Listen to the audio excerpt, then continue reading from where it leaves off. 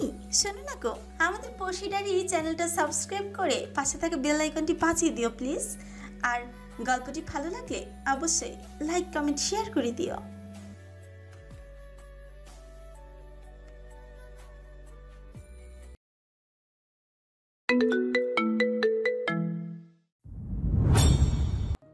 কতক্ষণ এভাবে ছিল জানা নেই। এবার অভি রোদেলার ঠোঁট ছেড়ে গলায় নেমে গেল। রোদেলা আরো জোরে খামচে তুলল অভির পিঠের শার্ট। অভি রোদেলার গলায় পাগলের মতো কিস করে যাচ্ছে। অভি নিজের মধ্যে নাই। হঠাৎ কিছু একটা খেয়াল আসতে অভি রোদেলার গলায় থাকা তিলটা একটা লাভ বাইট দিয়ে ছিটকে দূরে সরে গেল। হ্যাঙ্গার থেকে তাওয়ালটা নিয়ে ওয়াশরুমে ঢুকে দরজা লক করে দিল। রোদেলা এখনো আগের জায়গাতেই ফ্রিজ হয়ে দাঁড়িয়ে আছে। কিছুক্ষণ পরে ঐশী ডাকাডাকিতে হুশ আসে রোদেলার। গলায় চিনচিন ব্যথা অনুভব হওয়ায় আয়নার সামনে গিয়ে দাঁড়িয়ে দেখলো তিলের জায়গায় অভির দেওয়া কামড়ের দাগ স্পষ্ট। হালকা রক্ত বের হচ্ছে, ঠোঁট জোড়াও ফুলে গেছে, জায়গায় জায়গায় রক্ত জমে গেছে। রোদেলা আলতো হাতে নিজের ঠোঁট আর লাভবাইট হাত বোলালো। এটা কি হলো? আমি ভাবতেই পারছি না এই রাগী ভিলেনের ঠোঁট এতক্ষণ আমার ঠোঁটে ভাজে ছিল। ও মাই গড, আমি কি কি কি জেগে জেগে স্বপ্ন দেখছি? না, ব্যথা অনুভব হচ্ছে, মানে এটা স্বপ্ন না। এবার রোদেলার চোখ গেল নিজের শরীরের দিকে। শাড়িটা কোনো মতে পেঁচানো ছিল, সেটা এখন অনেকটাই আলগা হয়ে গেছে। ও মাই আল্লাহ, আমি এতক্ষণ এভাবে ছিলাম ওই ডেভিল হাজবেন্ডের সামনে। ছি ছি ছি ছি।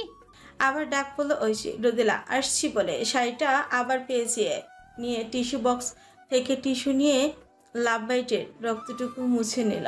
তারপর গলায় ওড়না পেঁচিয়ে ওয়াশরুমে গেল। ঐশী বেডের ওপর অনেকগুলো কাগজ নিয়ে বসে আছে। কিরে, শাড়ির মতো চেঁচাচ্ছিস কেন? তুই আসিস না কেন? ভাইয়া এসে যাবে যখন তখন। তুই তো ভাইয়ার রুমে ছিলি, তাই ভাইয়া আসার আগেই তোকে বের হতে বলছিলাম আর কি। অভির কথা শুনে রোদেলা লজ্জায় লাল হয়ে গেল। কি রে, চুপ করে আছিস কেন? না মানে তোর ভাই অনেক আগেই এসেছে। ও, কি? তোকে নিজের রুমে দেখে কিছু বলেনি? কি রে ওই? ঐশী উঠে গিয়ে রোদেলার কাঁধ ধরে সোজা করল। কি রে, কিছু বলছিস না কেন? ভাইয়া কি আবার? ঐশী নজর গেল রোদেলার ঠোঁটের দিকে। কি রে, তোর ঠোঁট এভাবে ফুলে গেল কি করে? রক্ত বেরোচ্ছে তো। ঐশীর কথায় রোদেলা আরো লজ্জা পেয়ে গেল, আমতা করে বলল, ওই আসলে বাথরুমে স্লিপ করে পড়ে গিয়েছিলাম। ও আচ্ছা, বস, আমি অয়েনমেন্ট লাগিয়ে দিচ্ছি। ঐশী চলে যেতে নিয়ে আবারও রোদেলার দিকে ব্যাক করল। এভাবে উদ্ভট প্রাণী সেজে ঘুরে বেড়াচ্ছিস কেন? এভাবে কেউ শাড়ি পরে? আবার গলায় ওড়না পেঁচায় রাখছিস? আমি একা একা শাড়ি পরতে পারি না। মাতব্বরি করে শাড়ি পরতে কে বলছে তোরে? তোকে কি দেখতে আসছে যে শাড়ি পরবি? কুর্তি বা থ্রি পিস পর যা, না হলে তোর লং টপস। চুপ কর পেতনি, ওইসব পরলে তোর ভাই আমাকে বউ না ছাত্রী ভাববে, আর আমার বাচ্চা কাচ্চা নেওয়ার স্বপ্নও পূরণ হবে না। আমি ওনার বউ, তাই এখন থেকে বাড়িতে শাড়ি পরেই থাকবো, বুঝেছিস? কলেজে আমি ছাত্রী আর বাড়িতে বউ। কিন্তু রোদ, শাড়ি সামলানো ভীষণ টাফ। শাড়ি পরে সামলে রাখতে পারবি না। আরে আমি আগেও পরছি শাড়ি, স্কুলের প্রোগ্রামে শাড়ি সামলাতে পারবো, একা একা শাড়ি পরতে পারি না, তাই এটাই প্রবলেম। একটু হেল্প কর তো। আমি পারি না রে, শাড়ি জিনিসটা আমার কাছে অসহ্য লাগে। আমি পারবো না রে বনু, এখন কিছু করারও নেই। শাড়ি পরতে হবে না, খুলে ফেল। পারবি না তো কি পারিস বলতো? তোর ভাইয়ের মতো তুইও একটা ঢ্যাঁড়স, পড়াশোনার মতো বিরক্তিকর কাজ আর একটু রান্না বান্না ছাড়া কিছুই জানিস না। এখন আমি কি করব? কি করব বল? আমার তো ফোন নাই যে ইউটিউব দেখে শিখে নিব। তোর শাড়ি পরার দরকার নাই, যা। হ তুইও শত্রুতা কর আমার সাথে। একটু করলে ক্ষতি কি? শয়তান সেমরি, তোরে তো। রোদেলা ঐশীকে তাড়া করছে আর ঐশী ছুটছে। রোদেলা ঐশীকে ধরে ওর চুল ধরে টানছে। একটু পর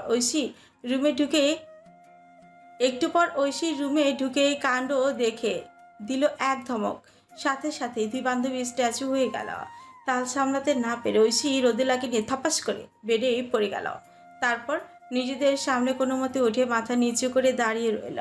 রোদেলা তো অভির সামনে দাঁড়াতেই পারছে না, লজ্জা লাগছে, ভীষণ লজ্জা লাগছে। বারবার তখনকার ঘটনা মনে পড়ে যাচ্ছে। এই প্রথম কোনো ছেলে রোদেলার এত কাছে এসেছে, প্লাস কিস করেছে। নিজের ভাই আর বাবা ছাড়া রোদেলা কখনো কোনো ছেলেকে হাক অবধি করেনি, কিন্তু সেই অনুভূতি ছিল অন্যরকম, আর আজকে সম্পূর্ণই আলাদা। মাছের বাজার পেয়েছিস? কি হচ্ছেটা কি এখানে? তো ওদেরকে মারামারি করার বয়স আছে? কি হয়েছে বল। আসলে ভাইয়া, রোদ একা একা শাড়ি পরতে পারে না, আমিও তো শাড়ি পরাতে জানি না। তো শাড়ি পরতে বলেছে কে? শাড়ি পরে সং সাজতে হবে না। তুমি শাড়ি পরে এভাবে আমার চোখের সামনে ঘুরলে আমি কন্ট্রোল হারিয়ে ফেলবো। একটু আগে ব্লান্ডার করতে যাচ্ছিলাম আমি, অনেক কষ্টে ঠিক আছি, কিন্তু বারবার এভাবে থাকা তো সম্ভব না। হ্যাঁ, শাড়ি পরলে তো তোর মহাভারত অশুদ্ধ হয়ে যাবে, তাই না? আমি শাড়ি পরবই। একটু আগে আমাকে কতটা কাছে টেনে নিয়েছিল, কিন্তু আপন করে নিল না কেন রে? আমি কি তোর বউ না? এখন এমন ভাব করছে যেন কিছুই করেনি। ঢং। শাড়ি চেঞ্জ করে অন্য কিছু পরো, যাও। আমি এখন থেকে শাড়িই পরবো। আমি কি আনম্যারিড নাকি যে টপস জামা পায়জামা পরে ঘুরে বেড়াবো? আমি শাড়ি পরবো, বুঝতে পারছেন? রোদেলা, তুমি আমার কথার উপর কথা বলছো। ভাইয়া, শাড়ি পরা তো খারাপ না, তুমি তো জানো শাড়ি পরাতে। রোদকে একটু পরিয়ে দাও না। আমি নো, পসিবল না, ইম্পসিবল। আমি একটা মেয়েকে এভাবে। কেন, কি সমস্যা? আমি কি অন্যের বউ নাকি? আমি তো আপনার বিয়ে করা বউ। আপনি আমাকে শাড়ি পরিয়ে দিলে কি সমস্যা? রোদেলা, বাজে বকো না, চেঞ্জ করে আসো, যাও। এরই মধ্যে অভির ফোন বেজে উঠল। অভি পকেট থেকে ফোন বার করে রিসিভ করলো। অর্ক কল করেছে। হ্যাঁ বল। রে, কই তুই? বাড়িতে কেউ নেই নাকি? কখন থেকে বেল বাজাচ্ছে? আমি ওয়াশরুমে ছিলাম, আর বাড়ির দিকে দুজন মেম্বার অন্য কাজে বিজি ছিল। ও আচ্ছা, দাঁড়িয়ে থাকতে থাকতে পা ব্যথা হয়ে গেল ভাই। দরজা খোল তাড়াতাড়ি, সাজিদ এসেছে আর ওর। দাঁড়া, আসছি। কি হয়েছে ভাইয়া? সাজিদ আর অর্ক এসেছে। রোদেলা, জলদি করে চেঞ্জ করে নাও ফার্স্ট, আমি দরজা খুলে আসছি। না, আমি চেঞ্জ করব না। হয় আপনি এখন আমায় শাড়ি পরিয়ে দিবেন, না হলে আমি এভাবেই অর্ক আর সাজিদ ভাইয়ার সামনে যাব। রোদেলা, বাড়াবাড়ি করো না। অর্ক এসেছে শুনে ঐশীর মুখে হাসি ফুটে উঠল। ভাইয়া, আমি গিয়ে দরজা খুলছি, তুমি রোদকে শাড়ি পরাও। ঐশী আর এক মুহূর্ত দাঁড়িয়ে না থেকে দরজা ফিরিয়ে রুম থেকে বেরিয়ে গেল। ওদিকে কি দেখছেন? শাড়ি পরান আমাকে। রোদেলা দেখো, ভালোভাবে বলছি, চেঞ্জ করে নাও। ওকে, আপনাকে শাড়ি পরিয়ে দিতে হবে না, আমি এভাবেই ভাইয়াদের সামনে যাচ্ছি। রোদেলা দরজার দিকে এগিয়ে যেতে লাগলো। অভি দ্রুত গতিতে এগিয়ে দরজা লক করে দিয়ে রোদেলার দিকে রাগী দৃষ্টিতে তাকালো। কি, দরজা লক করলে কেন? রোদেলা, তোমার সাহস বেড়ে গেছে, ভুলে যাও না আমি তোমার টিচার। ধুর, রাখুন আপনার টিচারগিরি। তখন কি বললাম ভুলে গেছেন? টিচার আপনি কলেজে, বাড়িতে আপনি আমার একমাত্র বর। আচ্ছা যাক গে, আমি যাই নিচে, আপনার বন্ধুদের আপ্যায়ন করতে হবে তো। স্টপ ইট, আমি পরে দিচ্ছি শাড়ি, দাঁড়াও ওখানে। অভি এগিয়ে গেল রোদেলার কাছে। শাড়িটা খোলো। কি? কি আবার? যেভাবে পেঁচিয়ে রেখেছো, না খুলে ঠিক করে পরাবো কি করে? খোলো। না মানে আসলে। থাক, বুঝছি। অভি আর একটু এগিয়ে গিয়ে এক টানে শাড়ি খুলে নিল। এতক্ষণ এত কথা বললো, এত হুম্বিতুম্বি করলো, এখন বেশ লজ্জা লাগছে রোদেলার। শাড়ি খুলে নিতেই দু হাত বুকের ওপর রেখেছে, মাথা নিচু করে নিল সে। কি হয়েছে, এখন এমন করছো কেন? এতক্ষণ তো নিজেই জেদ করেছিলে শাড়ি পরার জন্য। হাত সরাও, না হলে শাড়ি পরাবো কি করে? উফ, এভাবে হবে না। অভি নিজেকে রোদেলার হাত সরিয়ে দিল। রোদেলা এখন শুধু পেটিকোট আর ব্লাউজ পরিহিত অবস্থায়, আর গলায় ওড়না পেঁচানো। এবার অভি যত্ন সহকারে শাড়ি পরাতে লাগলো, যথাসম্ভব নিজেকে সংযত রাখার চেষ্টা করে যাচ্ছে। আর রোদেলা লজ্জায় হাত মুঠো করে চোখ খিচে বন্ধ করে আছে। নাও, এবার কুচিটা কুচে নাও। নাকি এটাও আমায় করে দিতে হবে? রোদেলা, হ্যাঁ, হা হি। কুচিটা গুজে নাও টাফার। রোদেলার কুচিটা গুজে নিল। তারপর অভি আলতোভাবে শাড়িটা ঠিক করে দিতে লাগলো। অভির প্রতিটি স্পর্শে রোদেলা বারবার কেঁপে কেঁপে উঠছে। এদিকে অভির নিঃশ্বাস ভারী হয়ে আসছে। যথাসম্ভব নিজেকে সংযত করে যাচ্ছে সে। শাড়ি পরানো কমপ্লিট। সাথে সাথে অভি রোদেলার থেকে দূরে সরে দাঁড়ালো। রোদেলা এখনো চোখ বন্ধ করে আছে। ডান চোখ খোলো এবার। রোদেলা, ওপেন ইওর আইজ। রোদেলা ভয়ে কেঁপে উঠে চোখ খুলল। এবার গলা থেকে ওনারা সরাও, উদ্ভট দেখাচ্ছে। না আরে চেঁচানোর কি আছে? মানে না না না, মানে আসলে গলায় ওই কি হয়েছে? ওই যে মানে ওই আপনি তো তখন মানে ওহ শিট। হাত মুষ্টিবদ্ধ করে চোখ বন্ধ করে জোরে নিঃশ্বাস ছাড়লো অভি। দেখি ওনাটা খুলো। কথা কি কানে যায় না তোমার? অভি এগিয়ে গিয়ে রোদেলার গলা থেকে ওড়নাটা খুলে নিল। দেখলো রোদেলার গলার সাইডে তিলটার উপর ওর দেওয়া কামড়ের দাগ, মানে লাভবাইটটা স্পষ্ট। রক্ত জমাট বেঁধে আছে। বসো। রোদেলার কাঁধ ধরে বেডে বসিয়ে দিল অভি। ঐশীর রুমের ফার্স্ট এড বক্স নিয়ে ক্ষতস্থানটা পরিষ্কার করে ওয়েনমেন্ট লাগালো। তারপর ওয়েনমেন্ট ব্যান্ডেজ লাগিয়ে দিল অভি। তারপর ওয়েন টাইম ব্যান্ডেজ। রোদেলা চোখ বন্ধ করেই আছে। সবশেষে ফার্স্ট এড বক্সটা সাইডে রেখে অভি রোদেলার ব্যান্ডেজের ওপর কপালে আর রোদেলার ঠোঁটে আলতো করে কিস করে এক মুহূর্ত না দাঁড়িয়ে রুম থেকে বেরিয়ে গেল। রোদেলা নিজের গলায় ঠোঁটে অভির ঠোঁটের স্পর্শ পেয়ে কেঁপে উঠল। বেশ সময় নিয়ে চোখ খুলে দেখল রুমে ও ছাড়া আর কেউ নেই। বেড থেকে দ্রুত উঠে আয়নার সামনে গিয়ে দাঁড়ালো সে। অভি একদম পারফেক্টলি শাড়ি পরিয়েছে। ঐশী ড্রেসিং টেবিল এর ড্রয়ার থেকে লিপস্টিক বের করে ডিপলি লিপস্টিক দিল ঠোঁটে, যাতে কাটা আর ফোলাটা বোঝা না যায়। তারপর শাড়িটা সামলে রুম থেকে বের হলো সে। ড্রয়িং রুমে বড় সোফাটায় অর্ক, সাজিদ আর সাজিদের পাশে একটা মেয়ে বসে আছে। পাশের সিঙ্গেল সোফাটার একটাতে অভি, আরেকটাতে ঐশী বসে আছে। সবাই হেসে হেসে গল্প করছে। রোদেলার মাথায় শাড়ির আঁচল দিয়ে ওদের সামনে গিয়ে সালাম দিল। আরে ভাবিজি যে, বসুন বসুন। এটাই তাহলে অভি ভাইয়ার বিউটিফুল ওয়াইফ? পিকে যতটা দেখেছিলাম, রিয়েলিটিতে তো আরো বেশি সুন্দর তুমি। কেমন আছো রোদেলা? তুমি আমার বয়সের ছোট, নাম ধরেই ডাকলাম, কিছু মনে করো না। জি আলহামদুলিল্লাহ। আরে রোদ, ওইটা সামিয়া আপু, সাজিদ ভাইয়ার ওয়াইফ। বলছিলাম না তোকে? ও আসসালামু আলাইকুম ভাবি, কেমন আছেন? আলহামদুলিল্লাহ ভাবি, বলার প্রয়োজন নেই, তুমি আমাকে আপু বলে ডেকো কেমন। আর তুমি তুমি করে বলো। জি আচ্ছা ভাবি, সরি আপু।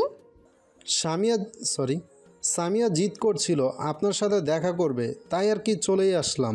আজ কিন্তু এখানেই থাকছি আমরা। ও আচ্ছা, আপনারা সবাই বসুন, আমি নাস্তা নিয়ে আসছি। ঐশী একটু আয় তো আমার সাথে। ঐশী আর রোদেলা যেতেই নিলেই সামিয়া বলে উঠল, রোদেলা দাঁড়াও, আমিও আসছি। এই বর্বরদের সাথে বসে থেকে কি করব? আচ্ছা আসো আপু। রোদেলা আর ঐশী সামিয়া কিচেনে চলে গেল। রোদেলা নুডলস রান্না জানে, তাই ও সেটাই করেছে। ঐশী ভেজিটেবল পাকোড়া বানাচ্ছে আর সামিয়া ওদের হেল্প করছে। বাহ বাহ, অর্ক ভাইয়ার ফেভারিট পাকোড়া বানাচ্ছ যে। ওই আর কি। আচ্ছা আপু, একটা কথা বলি, মানে বলবো ভাবছি, বাট বলতে পারিনি। বলো না। মানে বলছিলাম যে তুমি কি প্রেগনেন্ট? ও আচ্ছা, এই কথা। 5.5 মাস চলছে। আরে রোদ, বলছিলাম না 21 বছর না হলে কনসেপ্ট করা যাবে না। আদেশ জারিতে তোর গুণধর্ষ আমি। ও কেন, তোমারও সেম কেস নাকি গো? বয়স কত তোমার? 18তে পড়লাম, কিছুদিন হচ্ছে। সর্বনাশ, তোমার যে হিটলার বর রোদেলা, 21 বছর না হলে জীবনেও নিজের রুমে রাখবে না। আমার আর অর্ককে 2 বছর একসাথে থাকতে দেন জানো। আরও নানান গল্প করতে করতে ওরা নাস্তা বানানো শেষ করে অভিদের দিয়ে গেল। তারপর রাতের রান্নার জন্য আবার কিচেনে গেল। মূলত রান্না করবে সামিয়া আর ঐশে। রোদেলা তো শুধু হাতে হাতে হেল্প করবে। এদিকে কিরে, আলট্রা করছিস? শিওর, কিছু বলতে পারিনি। যাই হোক, মামা হচ্ছি তো। আগে বল তুই বাবা হচ্ছিস কবে? প্লিজ এই সমস্ত কথা রাখ, তোরা তো জানিস সবটা। দেখ অভি, রোদেলা ভাবি এতটা ছোট সেটা আমরা জানতাম না, তাই মজা করে বলেছিলাম যে তুই যেমন আমাকে সামিয়ার 21 বছর বয়স হওয়ার আগে টাচ করতে দিসনি, তেমন তুইও তোর বউয়ের 21 বছর হওয়ার আগে টাচ করতে পারবি না। সেটা নিছক একটা মজা ছিল ভাই। তোরা জানিসই আমি এখনই কেন ওকে আবার বিয়ে করে আনলাম। আমি তো চেয়েছিলাম ওর 21 বছর হলে তারপর বিয়ে করব, কিন্তু ওর ছেলে মানুষের জন্যই বাধ্য হলাম আমি। দোস্ত, বাবির এখন যে বয়স, এই বয়সে সব মেয়েই বিয়ের পরে তার হাজবেন্ডের ভালোবাসা চায়, তাকে কাছে পেতে চায়। তারা এতটা ম্যাচিউর না যে তোর মতো বৈজ্ঞানিক যুক্তি নিয়ে ভাববে। স্বামীর থেকে ইগনোর অবহেলা পেলে তারা অন্যরকম ভাববে। স্বামীর ইগনোরের জন্যই কিন্তু অনেক মেয়ে পরকীয়া জড়ায়, অন্য পুরুষে আসক্ত হয়। সারা বর্গ, আমার রোদ অমন মেয়ে নয়, ওকে ওর চেয়েও বেশি চিনি আমি। হ্যাঁ মানছি গত 6 বছর ওর সঙ্গে কন্ট্যাক্ট করিনি, কিন্তু রোহানের থেকে সব খবরই রাখতাম। ওর সঙ্গে কন্ট্যাক্ট না রাখা ওর ভালোর জন্যই। আমি চাইনি অতটুকু একটা মেয়ের মনে বিয়ে, হাজব্যান্ড এসব নামক প্রেশার পড়ুক। ওর পড়াশোনার প্রতি কোনো ইন্টারেস্ট নাই, এসব জানলে আরও পড়াশোনা করতো না।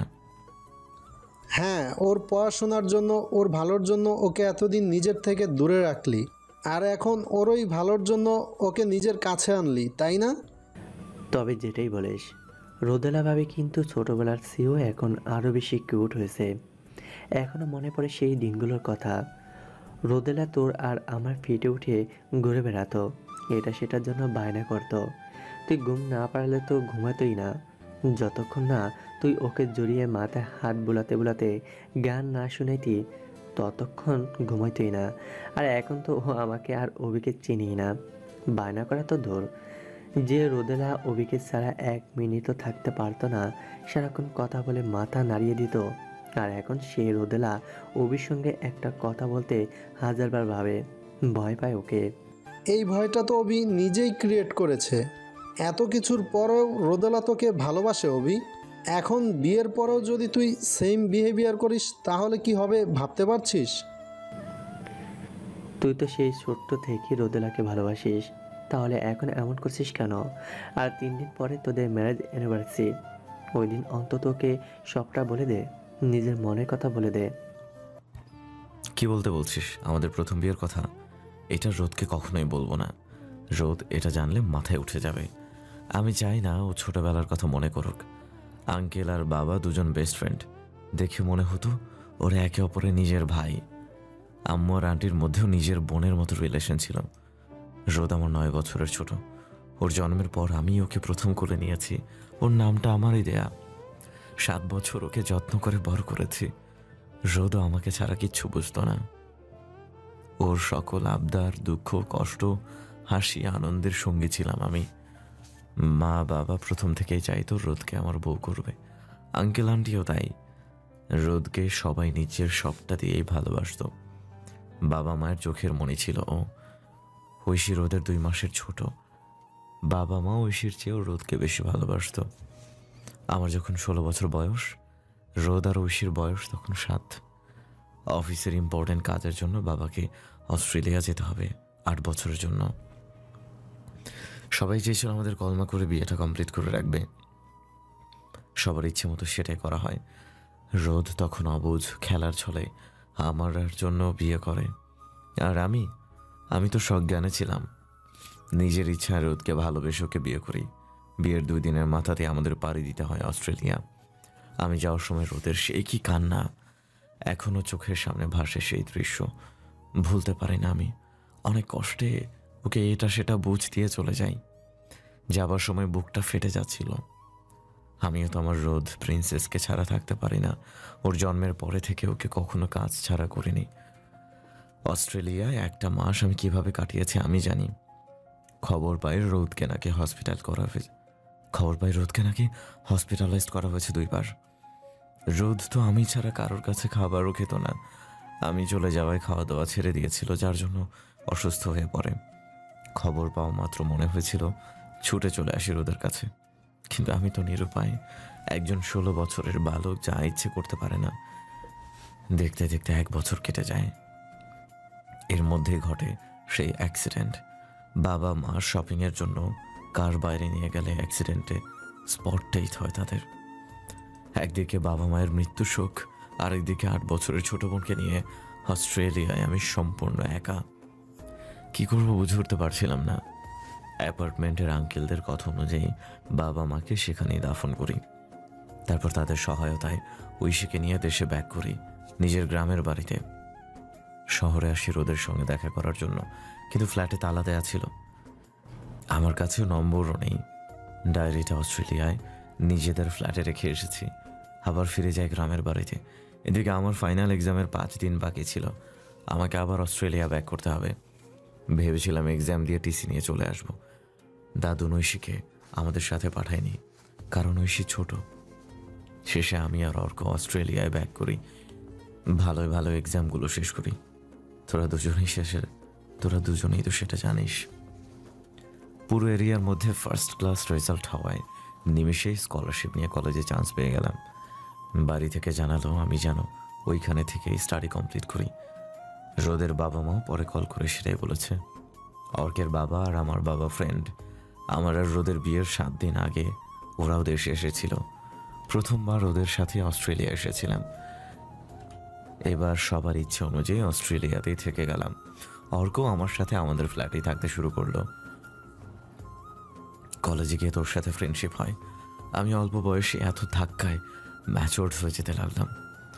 রোদের খবর নিতাম রোহানার আঙ্কেলের থেকে। শুনলাম রোদ নাকি এখন আমি অনেকটাই ভুলে গেছে, তাই আমি ওর সঙ্গে কখনোই কথা বলতাম না। আমি চাইতাম আমায় ভুলে যাক। আমার কথা মনে রাখলে ও আবার পাগলামি শুরু করবে, তাই ইচ্ছে করে ওর সঙ্গে কখনো কথা বলিনি। অনেক কষ্টে নিজেকে সামলে রাখতাম। কলেজ লাইফে কখনো কোনো মেয়ের দিকে তাকাইনি, কারণ আমার মন প্রাণ জুড়ে শুধু রোদ ছিল। যদিও জানতাম আমার মনের রোদ ছাড়া আর অন্য কোনো মেয়ের জায়গা হবে না, তবুও মানুষের মন তো বদলাতে সময় নেয় না। তাই মেয়েদের থেকে নিজের ডিস্টেন্স মেনটেন করে চলতাম। দেখতে দেখতে কলেজ লাইফ শেষ হলো। আবারও ভালো রেজাল্ট করায় স্কলারশিপ নিয়ে ইউনিভার্সিটি ভর্তি পেলাম। সেখানে আহিয়া নিজে এসে আমার সঙ্গে ফ্রেন্ডশিপ করতে চায়। আমি তো জানি তো। তুই প্রথমে ওকে ইগনোর করলেও ও সুইসাইড অ্যাটেম্প করায় বাধ্য হয়ে ওর সঙ্গে ফ্রেন্ডশিপ করিস। গ্র্যাজুয়েশন কমপ্লিট করলাম। অনেক ভালো জবের অফার পাচ্ছিলাম, বাট আমার ইচ্ছে দেশে ব্যাক করে বিজনেস শুরু করব, আর রোদকে নিজের কাছে নিয়ে আসব। একটা ফ্ল্যাট কিনবো, মনের মতো করে সাজিয়ে রোদ আর ঐশীকে নিয়ে আসব। সারপ্রাইজ দেওয়ার জন্য কাউকে না জানিয়ে দেশে ব্যাক করি। 1 মেতে রোদদের বাসায় যাই। আন্টি দরজা খুলে চমকে গিয়েছিল। দেন ভেতরে গিয়ে যা দেখলাম, শিহরিত আমি। কেন, কি হয়েছিল? রোদেলা কি তোকে চিনতে পেরেছিল নাকি সিন ক্রিয়েট, কোনটা? আমি ভেতরে ঢুকে চেঁচামেচির আওয়াজ পাই। রোহানের ফোন থেকে ওর ফ্রেন্ডদের সঙ্গে কল করে ট্রিটার প্ল্যান করছে। কিসের জানিস? 9 থেকে 10-এ উঠেছে। 5 সাবজেক্টে ফেল করার খুশিতে কল রেখে চেঁচিয়ে বলছে, আম্মু এই ফেল টু মেয়ের পড়াশোনার পেছনে টাকা নষ্ট করে কি করবে? বিয়ে দিয়ে দাও এবার, অনেক বয়স হয়ে গেছে। আমার বয়সের কত মেয়ে এখন 2-3টা বাচ্চার মা, আর আমি এখনো বিয়ে করলাম না। বিয়ের পর এমনিতেই বাচ্চা কাচ্চা সামলাতে হবে, এত মাথা খাটিয়ে পড়াশোনা করে কি হবে? এই তখন তো রোদেলার 16 বছর বয়স, তাই না? ও মাই গড, এই বয়সে বিয়ে, বাচ্চা কাচ্চা। আমি রোদের সব খবর রাখতাম, কিন্তু ওর পড়াশোনার প্রতি এত অনীহা এই খবরই পাইনি। রোহানের কাছে শুনলাম রোদ নাকি পড়াশোনা করতে চায় না। স্কুলে ওর 3 জন বান্ধবীর বিয়ে হয়ে গেছে, 2 জনের বাচ্চা হয়েছে। তখন থেকে ওর মাথাতেও বিয়ে করার আর বাচ্চা নেওয়ার ভূত চেপেছে। ওর মাথায় নাকি ম্যাথ, ইংলিশ এসব কিছু ঢুকে না। Physics, chemistry, general math, higher math, English 5 সাবজেক্টে ফেল করেছে। আদরের বোন শাসনও করতে পারে না। আঙ্কেল আন্টি আর রোহান ওকে মাথায় তুলে ফেলেছে। ওনাকে কাউকে ভয় পায় না, উল্টে টিচার সহ স্টুডেন্টদের নাকে দড়ি দিয়ে ঘুরায়।